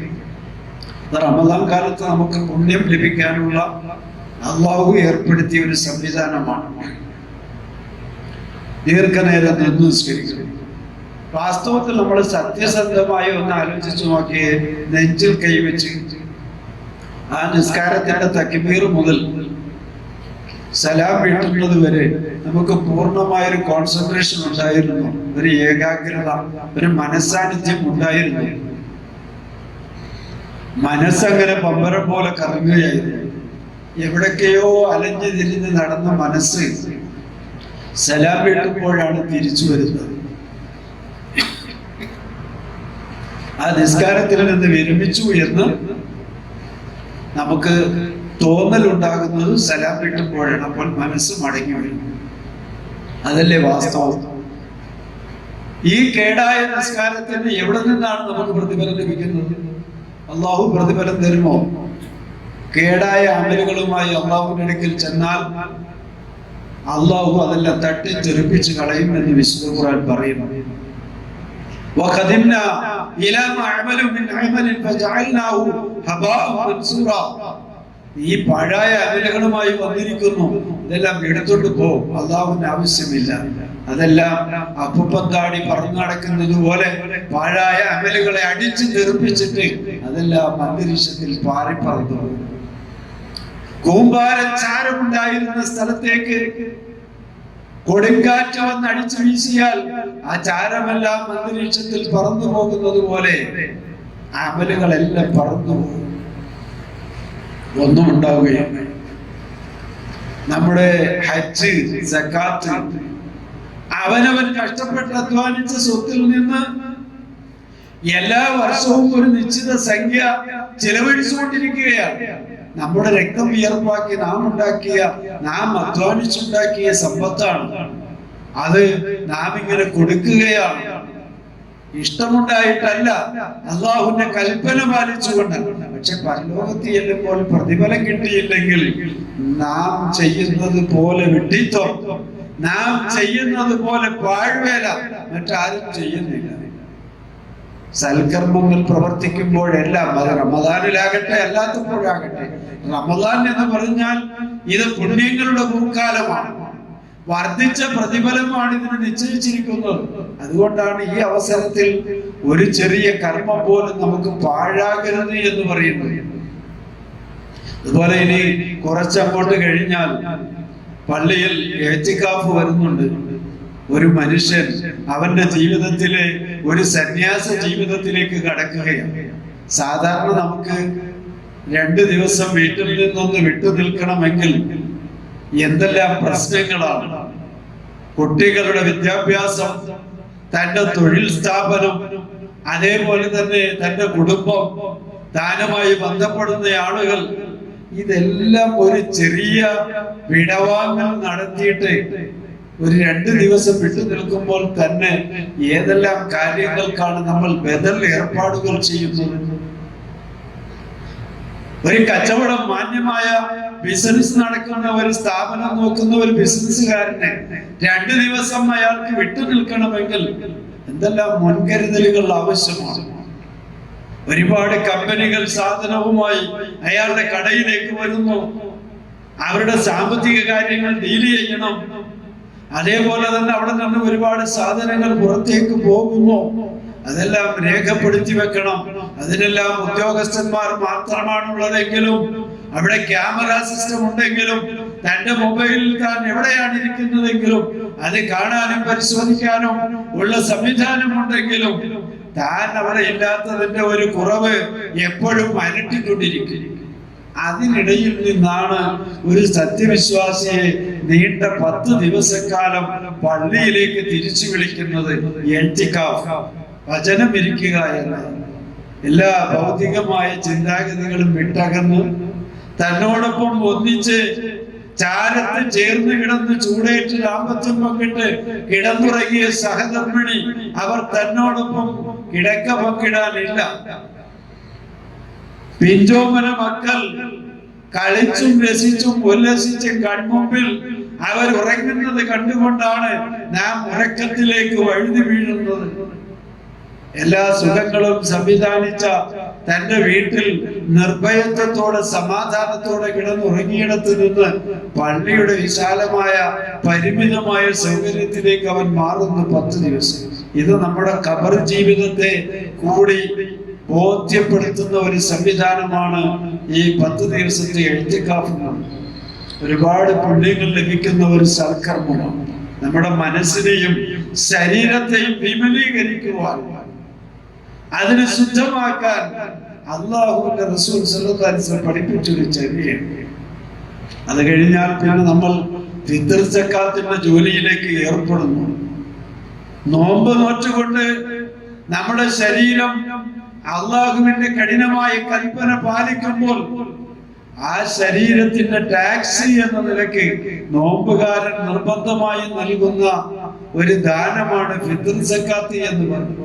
നാട്ടിൽ ദാരിദ്ര്യവും കഷ്ടപ്പാടും അനുഭവിക്കുന്ന പാവപ്പെട്ട ആളുകൾ, ആഹാരം കഴിക്കാൻ നിവൃത്തിയില്ലാത്ത ആളുകൾ, വിഷമിക്കുന്ന ആളുകൾ, അവർക്കൊരു കൈത്താങ്ങായി എന്റെ ഈ നോമ്പുകാലത്തെ എന്റെ ശരീരത്തിന്റെ ടാക്സ്, നോമ്പ് പിടിച്ച് ക്ഷീണിച്ച് അവശനായ തന്റെ ശരീരത്തിന്റെ ഒരു ടാക്സ് എന്ന നിലയ്ക്ക് ഒരു കുടുംബത്തിന് ആഹരിക്കാനുള്ള ആഹാരം ഒരു സാഹ് അങ്ങനെ ഫിത്ർ സക്കാത്തായി നൽകുന്നു. അത് താൻ തന്നെ, ആരും യാചിച്ച് തന്റെ വീട്ടുപടിക്കലേക്ക് വരാൻ കാത്തു നിൽക്കുന്നില്ല. താൻ തന്നെ തന്റെ ഫിത്ർ സക്കാത്തിന്റെ വിഹിതം പാവപ്പെട്ടവരെ തേടി കൊണ്ടിറങ്ങുകയാണ്. അവന്റെ അഭിമാനം കാത്തു സൂക്ഷിച്ചുകൊണ്ട് അവന്റെ വീട്ടുപടിക്കൽ കൊണ്ടുപോയി സൗമ്യമായി വിളിച്ച് ആദരവോടുകൂടി ബിസ്മില്ലാഹിർ റഹ്മാനിർ റഹീം എന്ന് അല്ലാഹുവിന്റെ നാമം ഉരുവിട്ടുകൊണ്ട് അവന്റെ കൈവെള്ളയിൽ വെച്ചു കൊടുക്കുന്നു. സക്കാത്തിന്റെ വിഹിതമുണ്ടെങ്കിൽ ആ കുടുംബത്തിന്റെ സാമ്പത്തിക പരാധീനത പരിഹരിക്കുവാൻ സക്കാത്തിന്റെ വിഹിതവും സക്കാത്ത് കമ്മിറ്റി മുഖേന സ്വരൂപിച്ചുണ്ടാക്കിയ സക്കാത്തിന്റെ വിഹിതവും അവൻ അർഹനാണെങ്കിൽ അവന് നൽകുന്നു. താഴേക്കിടയിലുള്ള ആളുകളെ കൂടി ഉന്നമനം പ്രതീക്ഷിച്ചുകൊണ്ട് അവരെ മുൻനിരയിലേക്ക് കൊണ്ടുവരിക. വെറും തൗഹീദ് മാത്രം പറഞ്ഞു കൊടുത്തുകൊണ്ട്, സുന്നത്ത് മാത്രം പഠിപ്പിച്ചു കൊടുത്തുകൊണ്ട് പരിഹരിക്കാവുന്നതല്ല ഒരു മനുഷ്യന്റെ ജീവിതത്തിന്റെ എല്ലാ മേഖലകളും. അവനും നമ്മളെപ്പോലെ ഈ ദുനിയാവിൽ ഒരംഗമായി ജീവിക്കുകയാണ്. അവനും മജ്ജയും മാംസവും വികാരവും വിചാരവും ഉള്ളവനാണ്. അവനും ആവശ്യങ്ങളുണ്ട്, അതെല്ലാം നിറവേറ്റപ്പെടണം. പൂർണ്ണമായി അല്ലെങ്കിലും ഭാഗികമായിട്ടെങ്കിലും അവന്റെ ഈ പ്രശ്നങ്ങൾ പരിഹരിക്കപ്പെടണം. അതിനാണ് സക്കാത്തും ഫിത്ർ സക്കാത്തും സദഖയും എല്ലാം ഏർപ്പെടുത്തിയിരിക്കുന്നത്. എല്ലാം ഇങ്ങനെ ഓരോന്നായി നമ്മൾ പരിശോധിച്ചു നോക്കൂ. റമദാനിൽ ഇതെല്ലാം കൂടി വന്ന് സംഗമിക്കുന്നു. റമദാനിൽ ഇതെല്ലാം കൂടി വന്ന് സംഗമിക്കുന്നത് റമദാനിൽ നിങ്ങൾക്ക് വമ്പിച്ച പ്രതിഫലം നൽകാൻ വേണ്ടി തന്നെയാണ്. ആ സമയത്ത് നമ്മള് സ്വർഗം ആഗ്രഹിച്ചുകൊണ്ട്, സ്വർഗത്തിന് വേണ്ടി ആരെങ്കിലും പ്രാർത്ഥിക്കാറുണ്ടോ? പ്രാർത്ഥിക്കുന്നില്ലെങ്കിൽ നമ്മൾ പലപ്പോഴും മറന്നു പോകുന്നതാണ്. നമ്മുടെ കച്ചവടം, നമ്മുടെ മക്കൾ, നമ്മുടെ കുടുംബം, നമ്മുടെ മറ്റു ഭൗതികമായ പല കാര്യങ്ങളും, ഇതെല്ലാം നമ്മൾ ഓർത്തിരുന്ന് പ്രാർത്ഥിക്കും. അല്ലാഹുവേ, എനിക്ക് നിന്റെ ജന്നാത്തുൽ ഫിർദൗസ് നൽകണേ. നബി സല്ലല്ലാഹു അലൈഹി വസല്ലം പ്രത്യേകം പറഞ്ഞു, നിങ്ങൾ അല്ലാഹുവിനോട് സ്വർഗം ചോദിക്കുമ്പോൾ സ്വർഗത്തിലെ ഏറ്റവും സാധാരണക്കാരായ ആളുകൾക്ക് നൽകുന്ന ഏറ്റവും മുന്തിയ സ്വർഗത്തിന്റെ പേരാണ് ജന്നാത്തുൽ ഫിർദൗസ്. സ്വർഗത്തിന് പല പദവികളുണ്ട് കേട്ടോ, എല്ലാവർക്കും ഒന്ന് തന്നെയല്ല. പക്ഷേ സ്വർഗത്തിന്റെ ഏറ്റവും ചെറിയ പദവി ലഭിച്ച ഒരാൾക്ക് പോലും എനിക്കാണ് ഏറ്റവും മുന്തിയ സ്വർഗം ലഭിച്ചത് എന്ന തോന്നലാണ് അയാൾക്ക് ഉണ്ടാകുന്നത്. അത്രക്കും വിശാലമാണ് ഒരു സാധാരണ പൗരന്, ഒരു നോർമൽ കേസിന് അല്ലാഹു തആല നൽകുന്ന സ്വർഗം. അങ്ങനെ പിന്നെ മുകളിലേക്കാണ് സഹാബികൾക്ക് നൽകുന്നത്. ഓരോരുത്തർക്കും അവരുടെ വിശ്വാസത്തിന്റെ കാഠിന്യവും അവരുടെ അമലിന്റെ ശ്രേഷ്ഠതയും അനുസരിച്ച് അല്ലാഹു സുബ്ഹാനഹു വ തആല മുന്തിയ സ്വർഗമാണ്. ചിലരേക്കാൾ ചിലരെ അല്ലാഹു ശ്രേഷ്ഠമാക്കിയിട്ടുണ്ട് എന്ന് വിശുദ്ധ ഖുർആൻ പറയുന്നു. നബിമാർക്ക് കിട്ടുന്ന സ്വർഗമല്ല സഹാബികൾക്ക് കിട്ടുന്ന സ്വർഗമല്ല താബിഈകൾക്ക് കിട്ടുന്ന സ്വർഗമല്ല താബിഈകൾക്ക് ഉത്തമ നൂറ്റാണ്ടിൽ ജീവിച്ചവർക്ക് കിട്ടുന്ന സ്വർഗമല്ല നമുക്ക് കിട്ടുന്നത്. എന്നിരുന്നാൽ പോലും കിട്ടുന്ന സ്വർഗം ഏറ്റവും മുന്തിയതായിരിക്കണം എന്ന് അല്ലാഹുവിനോട് പ്രാർത്ഥിക്കണം. അപ്പൊ നമ്മള് വിശുദ്ധ ഖുർആനിൽ കേട്ട രണ്ട് കാര്യങ്ങൾ പാപമോചനത്തിന് വേണ്ടി നിങ്ങൾ തേടണം. പിന്നെയോ വസാരിഉ ഇലാ മഗ്ഫിറത്തിൻ മിർ റബ്ബിക്കും വജന്ന. സ്വർഗത്തിന് വേണ്ടി നിങ്ങൾ പ്രാർത്ഥിക്കണം. സ്വർഗത്തിന്റെ വ്യാപ്തി എത്രയാണ്? വിശുദ്ധ ഖുർആൻ പറയുന്നു, അർളുഹസ് സമാവാതു വൽ അർദ്. ആകാശഭൂമികളിൽ ഈ പ്രപഞ്ചത്തിൽ ഒന്നാകെ നിറഞ്ഞു നിൽക്കുന്ന ഒരിടമാണ് സ്വർഗം. അല്ലാതെ ചങ്ങനാശ്ശേരിയിലെ ഏതെങ്കിലും ഒരു പോക്കറ്റ് റോഡിന്റെ സൈഡിലെ ഒരു 10 സെന്റ് വീടും അതിന്റെ പരിസരവും അല്ല അല്ലാഹു സ്വർഗമായി നൽകുന്നത്. സ്വർഗം എന്ന് പറഞ്ഞാൽ വിശാലമാണ്. ആ വിശാലമായ സ്വർഗത്തിൽ അതിലുണ്ടാക്കിയിരിക്കുന്ന സംവിധാനങ്ങൾ, അവിടെ കളിക്കുന്ന കുട്ടികളുണ്ട്. ഖുർആൻ പറയുന്നു, യതൂഫു അലൈഹിം വിൽദാനുൻ മുഖല്ലദൂൻ. സ്ഥിരമായി അവിടെ കസ്തൂരിയുടെയും അതേപോലെ തന്നെ സുഗന്ധങ്ങളുടെയും കുന്നുകളുണ്ട്. ആ കുന്നുകളിൽ കളിക്കുന്ന കുട്ടികൾ, നല്ല മുത്തുകൾ പോലെ പവിഴങ്ങൾ പോലത്തെ മക്കൾ അവിടെ കളിക്കുന്നുണ്ട്. അവിടെ ഇബ്രീഖ് എന്ന് പറയുന്ന ഭക്ഷണത്തിന്റെ തളികയും വെള്ളത്തിന്റെ കോപ്പയും ഉണ്ട്. അത് സ്വർണത്തിന്റെയും വെള്ളിയുടെയുമാണ്. ധരിക്കാൻ നൽകുന്ന പട്ടുകളുണ്ട്. സ്വർഗത്തിലെ ഉടയാടകളും ആഭരണങ്ങളും സ്വർഗവാസികളെ അല്ലാഹു ധരിപ്പിക്കും എന്നാണ്. അവർക്ക് പ്രത്യേകമായ ചെരുപ്പുകളുണ്ട്. കുടിക്കാൻ നൽകുന്ന പാനീയങ്ങൾ, ഒരിറക്ക് കുടിച്ചാൽ ജീവിതത്തിൽ ഒരിക്കലും ദാഹിക്കാത്ത പാനീയങ്ങൾ, ശുദ്ധമായ വെള്ളത്തിന്റെയും പാലിന്റെയും കള്ളിന്റെയും എല്ലാം ഉറവിടങ്ങളുണ്ട് അവിടെ. കള്ള് എന്ന് കേൾക്കുമ്പോൾ പലർക്കും സംശയം തോന്നാറുണ്ട്. നമ്മുടെ നാട്ടിൽ ഈ മാട്ടക്കള്ളു കുടിച്ച് കാണയിൽ ബോധരഹിതരായി കിടക്കുന്നത് പോലത്തെ അവന്റെ സ്ഥിരബുദ്ധിയെ നശിപ്പിച്ചു കളയുന്ന, ശരീരത്തെ നശിപ്പിച്ചു കളയുന്ന മാട്ടക്കള്ളല്ല അവിടെ കൊടുക്കുന്നത്. നല്ല മുന്തിയ തരം പോഷക സമൃദ്ധമായ ഉന്മേഷമുണ്ടാകുന്ന പാനീയങ്ങളാണ് അല്ലാഹു സുബ്ഹാനഹു വ തആല അവിടെ നൽകുന്നത്. അതൊക്കെ ഇവിടെ മദ്യപിക്കാത്ത ആളുകൾക്കുള്ളതാണ്. ഹറാമായതെല്ലാം ബോധപൂർവം ഉപേക്ഷിച്ചവർക്ക് അല്ലാഹു നൽകുന്നതാണ് അതൊക്കെ. ഇങ്ങനെ എല്ലാ സൗഭാഗ്യങ്ങളും നിറഞ്ഞ സ്വർഗം അത് ഈ ആകാശഭൂമികളെക്കാളും വിശാലമാണ്. അല്ലാഹു സുബ്ഹാനഹു വ തആല പറയുന്നത് ഉഇദ്ദത ലിൽ മുത്തഖീൻ. മുത്തഖീങ്ങൾക്ക് വേണ്ടി ആണ് അല്ലാഹു സുബ്ഹാനഹു വ തആല ഒരുക്കിയത്. അപ്പൊ നമ്മൾ ആരാകണം? നമ്മൾ മുത്തഖീങ്ങളാകണം. നോമ്പ് നിർബന്ധമാക്കിക്കൊണ്ട് അല്ലാഹു സുബ്ഹാനഹു വ തആല നമ്മളോട് പറയുന്നത്, യാ അയ്യുഹല്ലദീന ആമനൂ കുതിബ അലൈക്കുമുസ് സിയാം കമാ കുതിബ അലല്ലദീന മിൻ ഖബ്ലികും ലഅല്ലകും തത്തഖൂൻ. നിങ്ങളുടെ മുമ്പുള്ളവർക്ക് നോമ്പ് നിർബന്ധമാക്കപ്പെട്ടതുപോലെ നിങ്ങൾക്കും നോമ്പ് നിർബന്ധമാക്കപ്പെട്ടിരിക്കുന്നു. നിങ്ങൾ തഖ്വയുള്ളവരാകാൻ വേണ്ടിയാണ്. നിങ്ങൾ ദോഷബാധയെ തടയാൻ വേണ്ടിയാണ്. നിങ്ങൾക്ക് ദോഷം ബാധിക്കാതിരിക്കാൻ വേണ്ടിയാണ് എന്നെല്ലാം അല്ലാഹു സുബ്ഹാനഹു വ തആല പരിശുദ്ധ ഖുർആനിലൂടെ നമ്മെ അറിയിച്ചു തരുന്നു. അപ്പോൾ ആ സ്വർഗം ലക്ഷ്യമാക്കിക്കൊണ്ട് റസൂലുള്ളാഹി സ്വല്ലല്ലാഹു അലൈഹി വസല്ലമ സ്വർഗത്തെ കുറിച്ച് പഠിപ്പിച്ച സഹാബികളുടെ പ്രവർത്തനം എന്തായിരുന്നു? ഒരു സഹാബി, അദ്ദേഹം കാണാൻ അത്ര സുന്ദരനല്ല, കയ്യിൽ ഒരു നയാ പൈസ എടുക്കാനുമില്ല. അങ്ങനത്തെ ഒരാൾക്ക് ഒരു വിവാഹം ഉണ്ടാക്കുക എന്നുള്ളത് അത്ര എളുപ്പമുള്ള കാര്യമല്ല. അയാൾക്കും വിവാഹം കഴിക്കണം എന്നുള്ളത് അയാളുടെ ഒരു ശാരീരികമായ ഒരു ആവശ്യമാണ്, ഹലാലായ ഒരു ആവശ്യമാണ്. റസൂൽ സല്ലല്ലാഹു അലൈഹി വസല്ലമ ഒരു സഹാബിക്ക് കത്ത് കൊടുത്തു. ഇദ്ദേഹത്തിന് വിവാഹം കഴിക്കുന്നതിന് മഹർ കൊടുക്കാനോ വസ്ത്രം വാങ്ങാനോ നിവൃത്തിയില്ല, അതുകൊണ്ട് ഇദ്ദേഹത്തെ സഹായിക്കണം എന്ന് പറഞ്ഞ് റസൂൽ സല്ലല്ലാഹു അലൈഹി വസല്ലം ഒരു കത്ത് കൊടുത്തു. ആ കത്ത് വാങ്ങി ഏതൊരു സഹാബിക്കാണോ അത് എഴുതിയിരുന്നത് അദ്ദേഹത്തിന്റെ കയ്യിൽ കൊണ്ട് കൊടുത്തു. അദ്ദേഹം കത്ത് വായിച്ചു. ആവശ്യമായ പൈസ ഒരു കിഴിയാക്കി, ഒരു പണക്കിഴിയായി അദ്ദേഹത്തിന് നൽകി. സന്തോഷത്തോടു കൂടി അത് വാങ്ങി.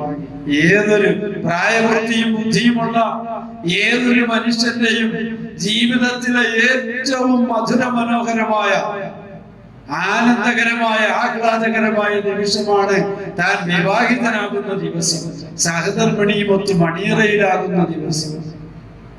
അതിനുവേണ്ടി അദ്ദേഹം അങ്ങാടിയിൽ ഈ ആവശ്യത്തിന് വേണ്ട സാധനങ്ങൾ സുരഭിക്കാൻ വേണ്ടി പോയി.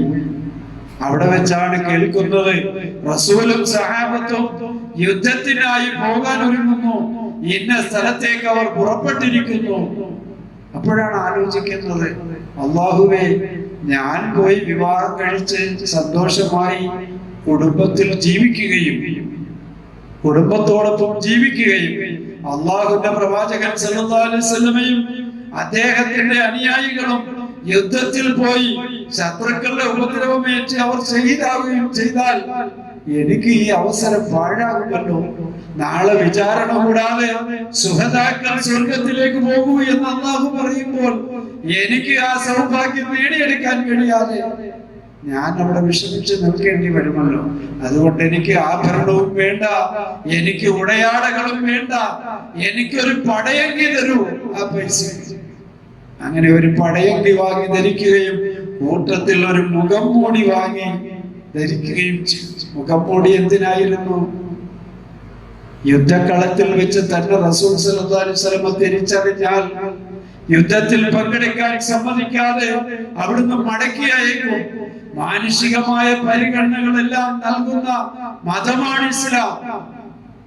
വാർദ്ധക്യം ചെന്ന മാതാപിതാക്കളുണ്ട് എന്ന് യോദ്ധാക്കളിൽ ചിലർ പറഞ്ഞപ്പോൾ പ്രവാചകൻ പറഞ്ഞു, നിന്റെ ഏറ്റവും വലിയ ജിഹാദ് പ്രായാധിക്യം ചെന്ന മാതാപിതാക്കളുടെ ഖിദ്മത്താണ്, അതുകൊണ്ട് വീട്ടിൽ പോയിക്കോളൂ എന്ന് പറഞ്ഞയച്ച അനുഭവം ഈ സഹാബിക്കറിയാം. അതുണ്ടാകാതിരിക്കാനാണ് അദ്ദേഹം മുഖം മൂടി ധരിച്ചിട്ട് യുദ്ധത്തിൽ പങ്കെടുത്തത്. രാത്രി വൈകി യുദ്ധം അവസാനിച്ചു.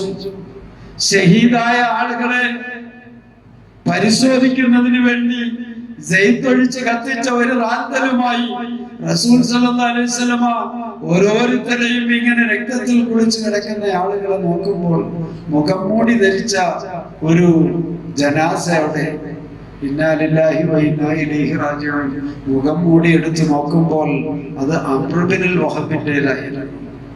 പ്രിയമുള്ള സഹോദരങ്ങളെ, അവർക്ക് നൽകിയ ഈ ചിന്ത, ഈ പ്രചോദനം, എനിക്ക് സ്വർഗം ലഭിക്കണം, അത് ഏറ്റവും മുന്തിയ സ്വർഗമാകണം. ഒരു വിചാരണക്ക് വേണ്ടിയും ഒരു സെക്കൻഡ് പോലും കാത്തു നിൽക്കാതെ വന്നാൽ ഉടൻ തന്നെ സ്വർഗത്തിന്റെ എല്ലാ കവാടങ്ങളും തുറക്കപ്പെടുകയും അതിലൂടെ എല്ലാ മലക്കുകൾ സ്വാഗതം ചെയ്യുകയും ചെയ്യുന്ന ആ ഗണത്തിൽ എനിക്ക് ഉൾപ്പെടണം എന്ന് അതിയായ ആഗ്രഹിച്ച സഹാബിയാണ്. അവര് സ്വർഗത്തെ കൺമുമ്പിൽ കാണുകയാണ്. അല്ലാഹുവിന്റെ പ്രവാചകൻ പറഞ്ഞു, നിനക്ക് വിശപ്പിന് കഴിക്കാൻ ഒരു ദിവസം ലഭിച്ചത് ഒരു ഈത്തപ്പഴമാണ്. അത് തിന്നുകൊണ്ടിരിക്കുമ്പോൾ ആർത്തിയോടുകൂടി അത് തിന്നാനെടുത്തപ്പോൾ ഒരുവൻ നിന്റെ മുമ്പിൽ വന്ന് മറ്റൊരു വിശക്കുന്നവൻ കൈ നീട്ടി. പ്രിയമുള്ളവർ, നമ്മുടെ എല്ലാ ആവശ്യങ്ങളും അവസാനിച്ചതിന് ശേഷമല്ല ദാനധർമ്മങ്ങൾ ചെയ്യുന്നത്. നമ്മുടെ ആവശ്യങ്ങൾ ഉള്ളതിനോടൊപ്പം തന്നെ ആത്തൽ മാല അലാ ഹുബ്ബിഹി എന്നാണ് വിശുദ്ധ ഖുർആൻ പറഞ്ഞത്. സമ്പത്ത് തനിക്ക് പലവിധ ആവശ്യങ്ങൾ അലട്ടുന്നുണ്ട് നമ്മുടെ മുമ്പിൽ, അതിനൊക്കെ വേണ്ടി ചിലവഴിക്കാൻ മാറ്റി വെച്ചിരിക്കുന്നതിൽ നിന്ന് തന്നെ അള്ളാഹുവിന്റെ മാർഗത്തിലും ചിലവഴിക്കണം. ആ ചിലവഴിക്കൽ അല്ലാഹു തആല കബൂൽ ചെയ്യും. ആ ഈത്തപ്പഴത്തിൽ നിന്ന് താൻ കഴിക്കാനെടുത്ത ഈത്തപ്പഴത്തിൽ നിന്ന് ഒരു ഗീറ് കൊടുത്തിട്ട് നീ നരകത്തിൽ നിന്ന് രക്ഷപ്പെടാൻ കഴിയുമെങ്കിൽ അത് നീ ചെയ്യണം എന്ന് റസൂൽ സല്ലല്ലാഹു അലൈഹി വസല്ലം പറഞ്ഞിട്ടുണ്ട്. ഒരു ഗീറ് കാരക്ക കൊടുത്താണെങ്കിലും നരകത്തിൽ നിന്ന് രക്ഷപ്പെടാൻ കഴിയുമെങ്കിൽ നീ അത് സാധിച്ചെടുക്കണം. അപ്പൊ നമ്മുടെ ധാരാളം കർമ്മങ്ങൾ പ്രവർത്തിക്കാൻ നമുക്ക് അവസരമുള്ളത്. റമദാൻ അള്ളാഹുവിന്റെ ഭാഗത്തുനിന്ന് എന്തെല്ലാം അനുഗ്രഹങ്ങളാണ് അല്ലേ? റമദാൻ അല്ലാത്ത ഒരു സമയത്ത് ഇങ്ങനെ ഒരു 13 മണിക്കൂർ ഒരിറക്ക് വെള്ളം പോലും ഇറക്കാതെ, ഒരു പിടി ഭക്ഷണം പോലും കഴിക്കാതെ നമുക്ക് കഴിയാൻ പറ്റും. നമ്മൾ മാനസികമായി തളർന്നു. ഈ മാർച്ച് മാസത്തിന്റെ കൊടും ചൂടിലും നാം കഠിനമായ വ്രതം ആസ്വദിക്കുകയാണ്, അനുഭവിക്കുകയാണ്. നമ്മുടെ സഹജീവികളായി ഈ സമൂഹത്തിൽ ഒരുപാട് മനുഷ്യരുണ്ട്. നമ്മുടെ മനസ്സിൽ ഒരിക്കൽ പോലും ജാതിയുടെയോ മതത്തിന്റെയോ വർഗത്തിന്റെയോ വർണ്ണത്തിന്റെയോ ദേശത്തിന്റെയോ ഭാഷയുടെയോ പേരിൽ യാതൊരു തരത്തിലുള്ള വേർതിരിവും അവഗണനയും ആരോടും ഉണ്ടാകാൻ പാടില്ല. ആരോടും വെറുപ്പും വിദ്വേഷവും ഉണ്ടാകാൻ പാടില്ല. ഇസ്ലാം സമാധാനത്തിന്റെ മതമാണ്, വെറുപ്പിന്റെയും വിദ്വേഷത്തിന്റെയും മതമല്ല. അതിവിടെ പല ആളുകളും സ്വീകരിക്കുകയും പ്രചരിപ്പിക്കുകയും ചെയ്യുന്നുണ്ട്. മുസ്ലിങ്ങൾക്ക് ഒരിക്കലും അത് പാടില്ല. അവർ സമാധാനത്തിന്റെ മതമാണ്, സഹിഷ്ണുതയുടെ മതമാണ്. എല്ലാ അഭിപ്രായ വ്യത്യാസമുള്ള ആളുകളും അവരവരുടെ അഭിപ്രായ വ്യത്യാസങ്ങൾ അങ്ങനെ തന്നെ നിലനിൽക്കട്ടെ. ഭാരതത്തിലാണ് നമ്മൾ ജീവിക്കുന്നത്. ഭാരതത്തിന് ഒരു ഭരണഘടനയുണ്ട്. അതിന്റെ കീഴിലാണ് നമ്മൾ കഴിഞ്ഞുകൂടുന്നത്. എല്ലാ ജാതി മത വിഭാഗത്തിൽപ്പെട്ടവർക്കും അവരവരുടെ വിശ്വാസം അനുസരിച്ച് സ്വതന്ത്രമായി ജീവിക്കുവാനുള്ള അവസരം നൽകുന്ന ഏറ്റവും ബൃഹത്തായ ഒരു ഭരണഘടനയുള്ള ഒരു രാജ്യത്താണ് നമ്മൾ ജീവിക്കേണ്ടത്. നമുക്ക് നമ്മുടേതല്ലാത്തതെല്ലാം അരോചകമായി തോന്നാൻ പാടില്ല. വേദഗ്രന്ഥങ്ങൾ എല്ലാവരും പരസ്പരം കൈമാറുകയും പഠിക്കുകയും വേണം. തെറ്റിദ്ധാരണകളാണ് ഇന്ന് സമൂഹത്തെ മാനസികമായി അകറ്റിക്കൊണ്ടിരിക്കുന്നത്. ഹിന്ദുവും ക്രൈസ്തവരും മുസൽമാനുമെല്ലാം ഒരമ്മ പെറ്റ മക്കളാണ്, ഏകോദര സഹോദരങ്ങളാണ്, മനുഷ്യരാണ്. വിശുദ്ധ ഖുർആൻ വിളിച്ചത് അയ്യുഹന്നാസ് ഇന്നാ ഖലഖനാകും മിൻ ദക്കരിൻ വ ഉൻസാ. മനുഷ്യരെ, നിങ്ങളെ എല്ലാം ജനിച്ചിട്ടുള്ളത്, നിങ്ങളെ പ്രസവിച്ചിട്ടുള്ളത് ഒരാണിൽ നിന്നും പെണ്ണിൽ നിന്നുമാണ് നിങ്ങളുടെ ഉൽപാദനം ഉണ്ടായിട്ടുള്ളത്. നിങ്ങളെ വ്യത്യസ്ത പ്രദേശക്കാരാക്കിയത്, വ്യത്യസ്ത രൂപക്കാരാക്കിയത്, ഭാഷക്കാരാക്കിയത്, ദേശക്കാരാക്കിയത് പരസ്പരം തിരിച്ചറിയാൻ വേണ്ടി മാത്രമാണ്.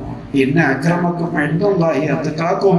നിങ്ങളിൽ ഏറ്റവും നല്ലവരാരെന്ന് ചോദിച്ചാൽ പ്രപഞ്ച സൃഷ്ടാവിന്റെ നിയമവ്യവസ്ഥകൾ പൂർണ്ണമായും പാലിച്ചു ജീവിക്കുന്ന ആളുകളാണ് ഏറ്റവും ശ്രേഷ്ഠരായിട്ടുള്ളവർ എന്നാണ് വിശുദ്ധ ഖുർആൻ നമ്മെ പഠിപ്പിക്കുന്നത്. അതുകൊണ്ട് ആരുടെയും ആശയങ്ങളും ആചാരങ്ങളും ഉപേക്ഷിച്ചുകൊണ്ടല്ല മറ്റുള്ളവരെ ഉൾക്കൊള്ളുന്നത്. അതെല്ലാം നിലനിർത്തിക്കൊണ്ട് തന്നെ നല്ല സഹിഷ്ണുതയും നല്ല ഹൃദയവിശാലതയും എല്ലാം നമുക്കുണ്ടാകും. അവിടെയാണ് ആശയവിനിമയങ്ങൾ കൈമാറുന്നത്.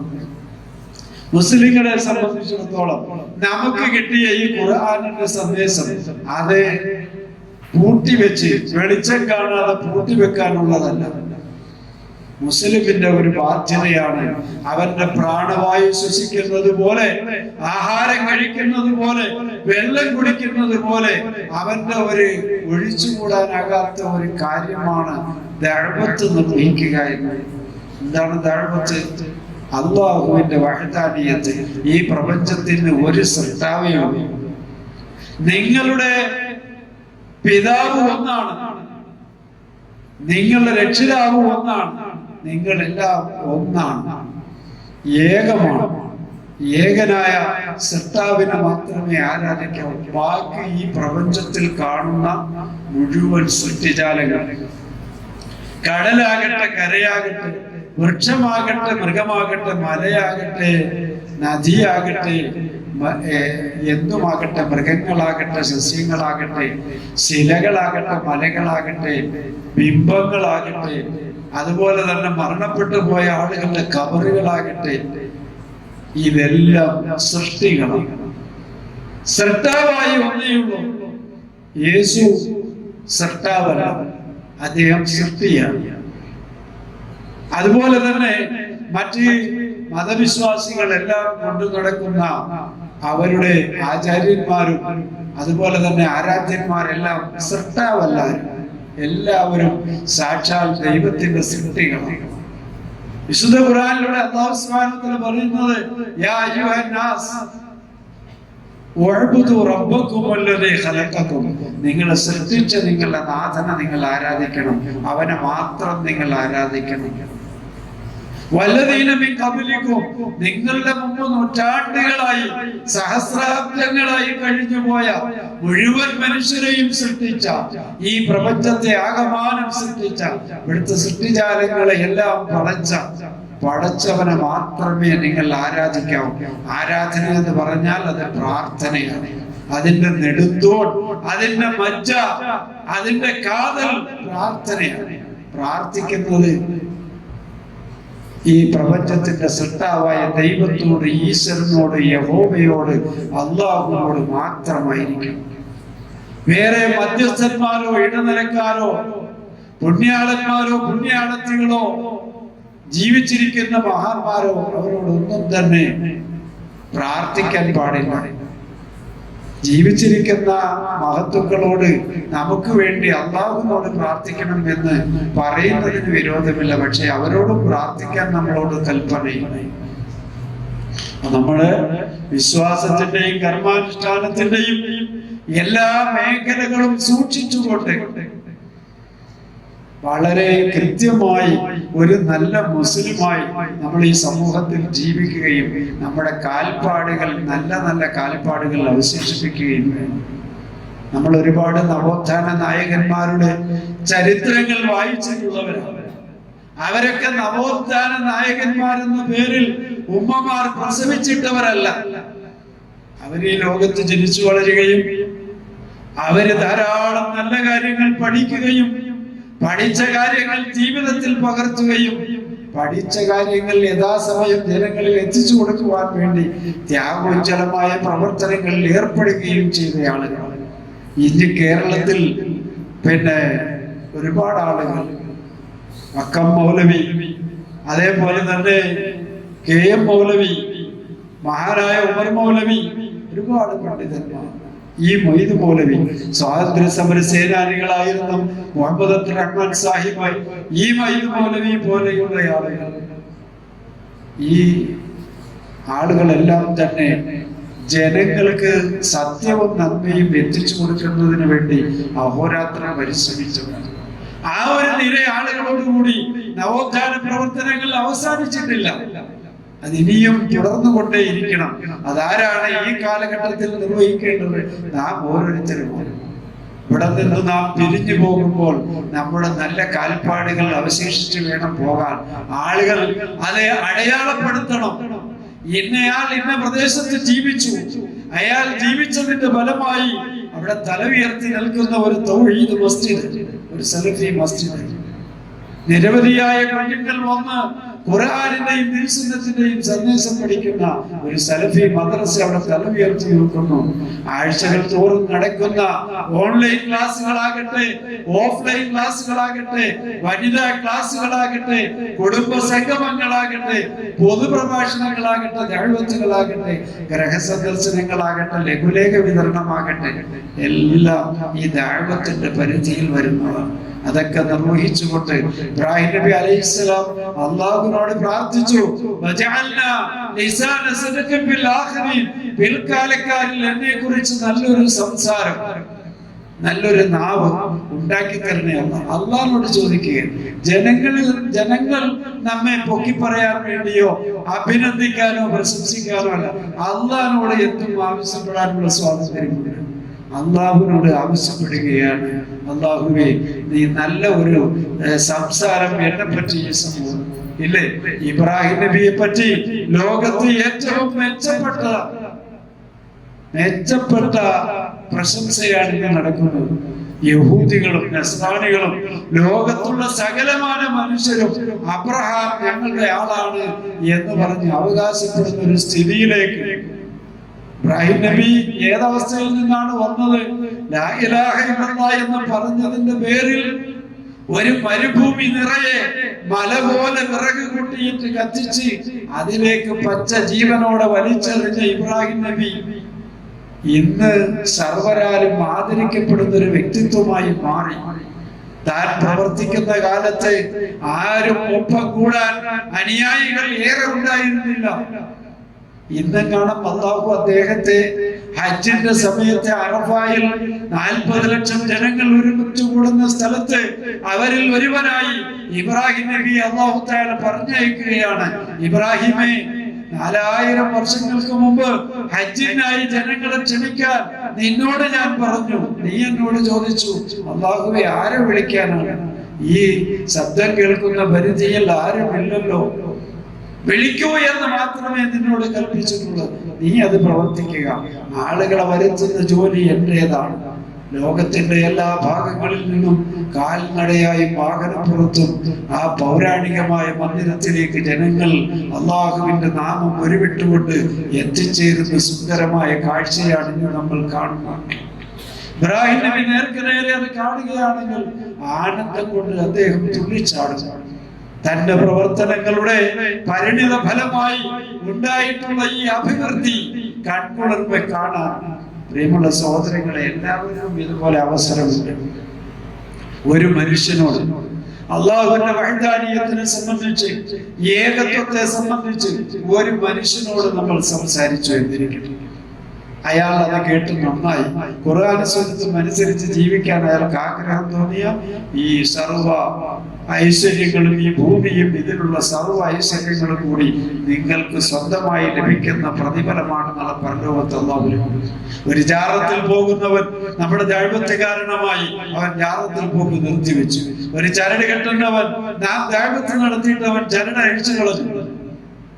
ഒരു തത്തമ്മയെ കാണിച്ച് കൈ നോക്കി ഭാവി അറിയാൻ വേണ്ടി കൈനീട്ടി നിൽക്കുന്നവൻ അവനത് ഉപേക്ഷിച്ചു. ഒരു ഭാഗ്യക്കുറി എടുക്കുന്നവൻ, പലിശ വാങ്ങുന്നവൻ, മദ്യപിക്കുന്നവൻ, ശിർക്ക് ചെയ്യുന്നവൻ, നിസ്കരിക്കാത്തവൻ നിസ്കരിച്ചു തുടങ്ങി, നോമ്പെടുക്കാത്തവൻ നോമ്പ് നോറ്റു തുടങ്ങി, പള്ളിയുമായി സഹകരിക്കാത്തവൻ 5 നേരം പള്ളിയുമായി സഹകരിച്ചു തുടങ്ങി. നിങ്ങൾക്ക് കിട്ടുന്നത് എന്താണ്? അല്ലാഹുവിന്റെ പ്രവാചകൻ പറയുന്നു, ഖൈറുൽ ലക മിനദ് ദുനിയ വമാ ഫീഹാ. ഈ ഭൂമിയും അതിലുള്ള മുഴുവൻ സൗകര്യങ്ങളും കൂടി സ്വന്തമായി. അതുകൊണ്ട് നമ്മുടെ പ്രവർത്തനങ്ങൾ ഇങ്ങനെ തുടർന്നുകൊണ്ടേയിരിക്കും. ഇന്നിപ്പോൾ ഒരുപാട് സംവിധാനങ്ങളുണ്ട്. ഒരു പ്രസംഗം നമുക്ക് എവിടെന്നെങ്കിലും കിട്ടിയാൽ അത് നമുക്കൊന്ന് ഫോർവേഡ് ചെയ്താൽ നമ്മുടെ ഏറ്റവും പ്രിയപ്പെട്ട നമ്മുടെ കുടുംബ ഗ്രൂപ്പുകളിലേക്കൊന്ന് ഫോർവേഡ് ചെയ്യുകയാണ്.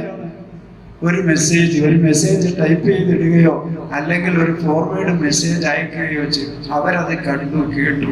ഒരു വേള അവർക്ക് തോന്നി ഇത് സത്യമാണല്ലോ, ഇത് നാം പാലിക്കേണ്ടതാണല്ലോ എന്ന് തോന്നുകയും അവരതനുസരിച്ച് അതിനോട് സൗമ്യപ്പെട്ട് വരികയും അത് പാലിക്കുകയും ചെയ്താൽ നമുക്ക് ലഭിക്കുന്ന പ്രതിഫലം വളരെ വലുതാണ്. പ്രിയമുള്ള സഹോദരങ്ങളെ, അതുകൊണ്ട് പുണ്യങ്ങളുടെ പൂക്കാലം എന്ന് വിശേഷിപ്പിച്ച ഈ റമദാൻ പരിശുദ്ധ ഖുർആനിന്റെ അവതരണം കൊണ്ട് ധന്യമായ മാസം കൂടിയാണ്. ഈ സമയത്ത് ഖുർആൻ പഠനത്തിൽ നമ്മൾ വ്യാപൃതരാകുക.